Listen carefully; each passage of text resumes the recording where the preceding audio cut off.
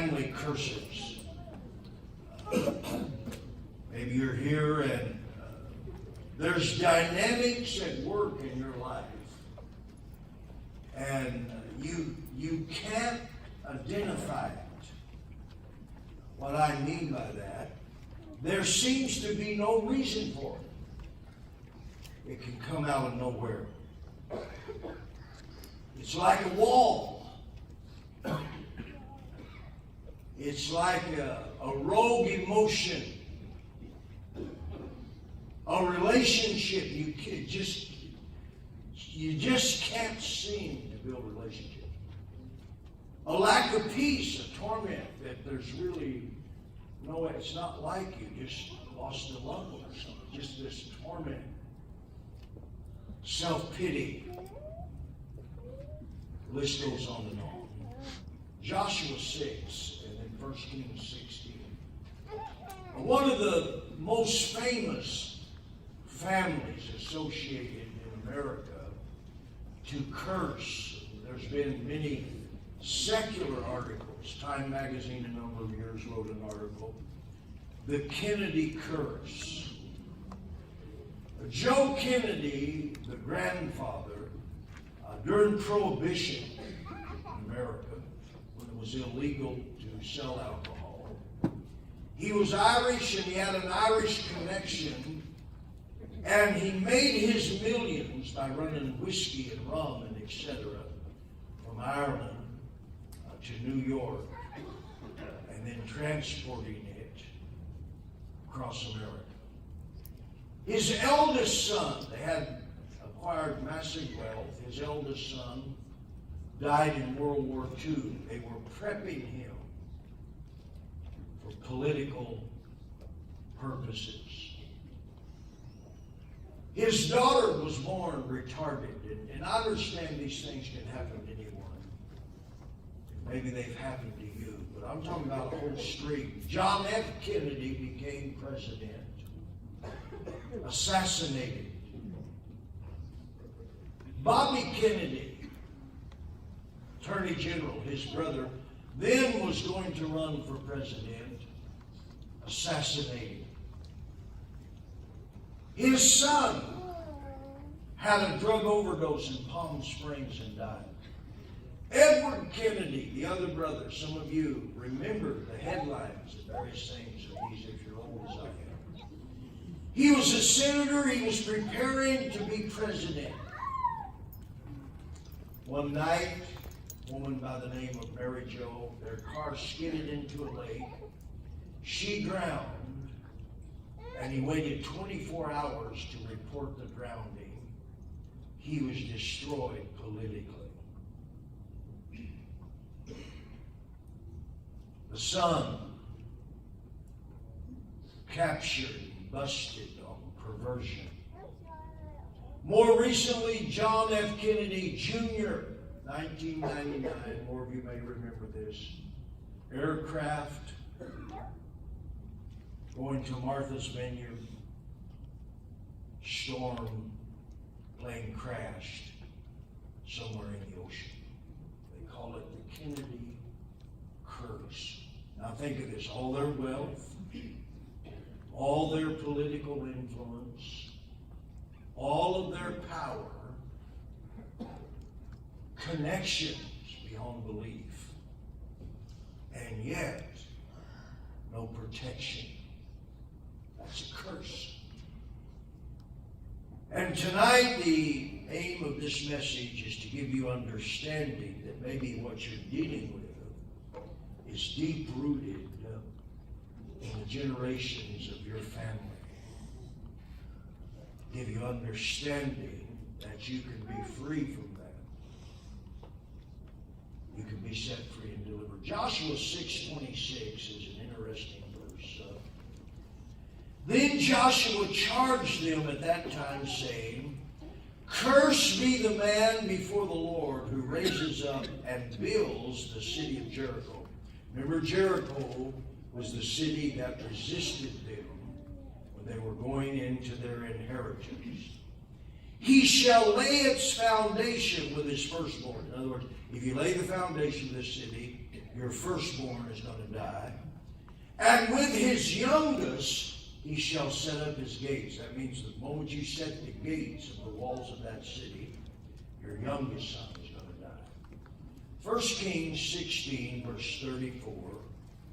500 years later, in his days, Hiel of Bethel built Jericho.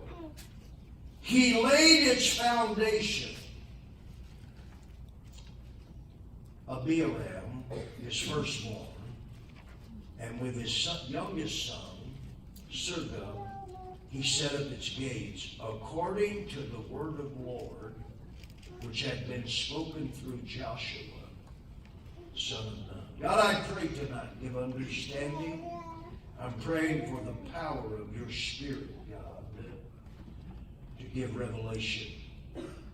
I break generational curses tonight by your blood and by truth. I cast down demonic personalities and influences that have trafficked over time. Family curses be broken in Jesus' name.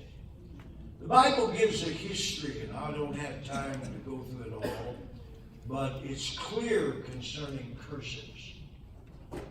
In the garden, we find it in the first chapter. Here's Adam and Eve and this encounter with Satan. And the door was open for curses to begin to enter humanity and traffic down through generations.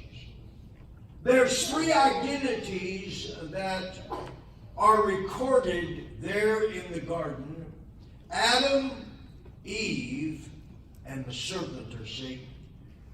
You know the story. God said, of all the trees of the garden you may freely partake of, but there's a tree in the midst of the garden.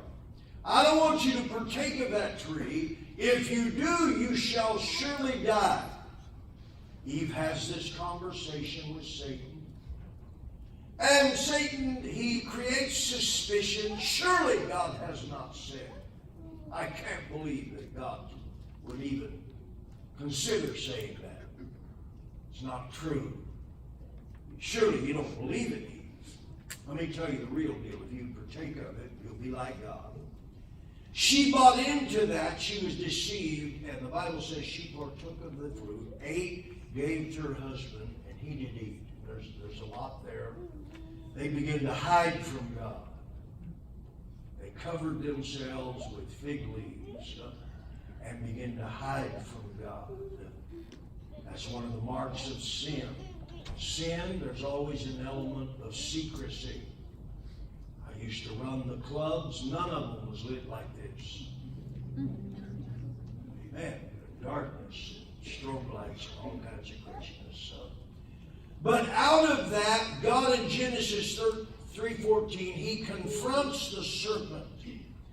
And the Lord said, because you have done this. Now think of that. Because you have done this, you're cursed. Henceforth you will slither on the ground. Eve comes to the woman, he said, I will greatly multiply your sorrow and your conception.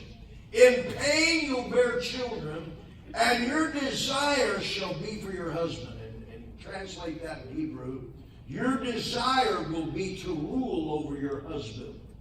Every woman here, you have to fight that. Your desire will be to control, manipulate, dominate your husband.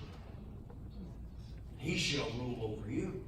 And so the pain of childbirthing and this rogue passion to rule, dominate. Then he turns to Adam, Genesis 3:17, because you've heeded the voice of your wife,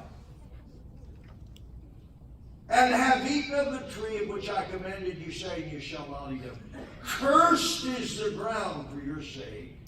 In toil you shall eat of it all the days of your life. So here's a curse again. That's why you men have to work, exercise the sweat of your brow. There's a resistance that was released in the form of agriculture. How many of you know you don't have to do anything for weeds to grow? That's so true. Ever try to plant a garden? Be here. You have to do anything. I mean, you want a good lawn, you got to fertilize, you got to do this, water, you got to, if you want a garden, it's unending, but nothing weeds. They're there. That's the curse. And so, what happened here? We get some insight. Man's disobedience, because you have done this thing, you opened the door. A curse was released and passed on to your descendants. Exodus 20 verse 5, the statement is made 7 times in the Bible. I, the Lord your God, am a jealous God, visiting the iniquities of the father upon the children unto the 3rd and 4th generation. What this means, a father, and we'll talk about this, he can commit especially certain types of sin. And children born into that home had nothing to do with the original disobedience. That iniquity can traffic 3 and 4 generations and more. Everything, when you go to a doctor, I just talking about a knee replacement. Tuesday, I was there with the heart specialist and all this kind of stuff. And I've got a great heart and all that. They said, and anyway, it's interesting. You go in, they're going to examine my heart. Why do they want to know? They've had this big long sheet about your parents. Anybody in your family ever had diabetes? Ever had this? Ever had that? Ever had the heart attack? I mean, cancer? You have to have smoke. I mean, did your great-great-great-great-grandmother? It's on. Why do they even care? Hey, they're long deceased. Because they understand things are passed through the blood. That's why they want the history many times on both sides of your family, because they know in the natural sickness, disease, etc., heart issues, some families, it's generational. I know this family, you've heard me mention them in Illinois, grew up with one of the boys. The father died at 50, fell over with a heart attack. Every one of his brothers around the age of 49 or 50, and you looked at them, they looked a picture of health, fell over. He exercised, watched his eating, did everything possible. Around 50 years old, he didn't die, thank God, but he had a heart attack. Many of you know Pastor Scott Lamb, great preacher in our fellowship, pastors in Las Vegas. I've been with him, known him for many years, and he was telling me, he said, I got the curse, Pastor, both from my father and my mother. He's he's had, his father had heart issues, but his mother, the arteries deteriorated. So they put these stents in, but the arteries are so depleted and fragile that the stent, it won't hold it. And so he has one issue after another. And he said, Pastor, pray for me. I'm a walking dead man unless God keeps me alive. My point is, he's talking about something that was inherited. Well, that's not just true of diseases or the color of your eyes, color of your skin, or some kind of mannerism. This is also true in the spirit realm. Passed down from generation, family curses that are inherited. In other words, the roots, many times, of what you're dealing with today is not just about today. Jericho was destroyed. A curse was placed. 500 years later, Hail, it's just words, no big deal. And so he decided to rebuild it, and his eldest son died when they laid the foundation, and his youngest son died when they set the gates. Achan in the Old Testament. Interesting story about Achan. They're going into the land, And this is the first fruits. It's a picture of tithing and all these kind of things. And so they conquered.